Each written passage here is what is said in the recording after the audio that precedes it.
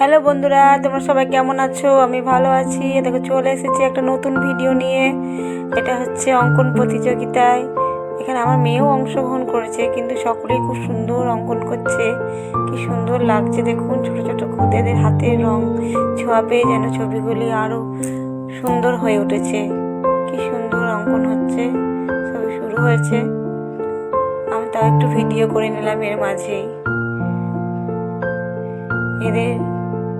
এদেরটা একটু আড়াল হয়ে গেছে, দেখা যাচ্ছে না, লজ্জাও পাচ্ছে খানিক।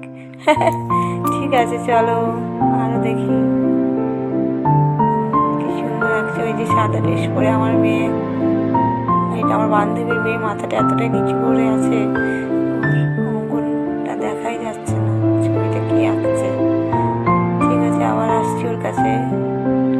মাথাটা তুলতে বললাম, দারুণ সুন্দর লাগছে কিন্তু ছবিগুলো, সকলেই খুব সুন্দর অঙ্কন করছে, অসাধারণ।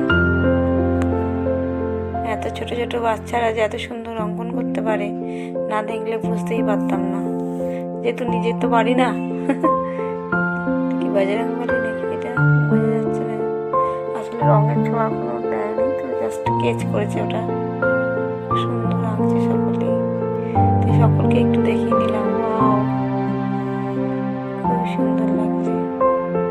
তো চলুন, আর বেশিক্ষণ এখানে করা যাবে না ভিডিও, যেহেতু ওদের ডিস্টার্ব হবে।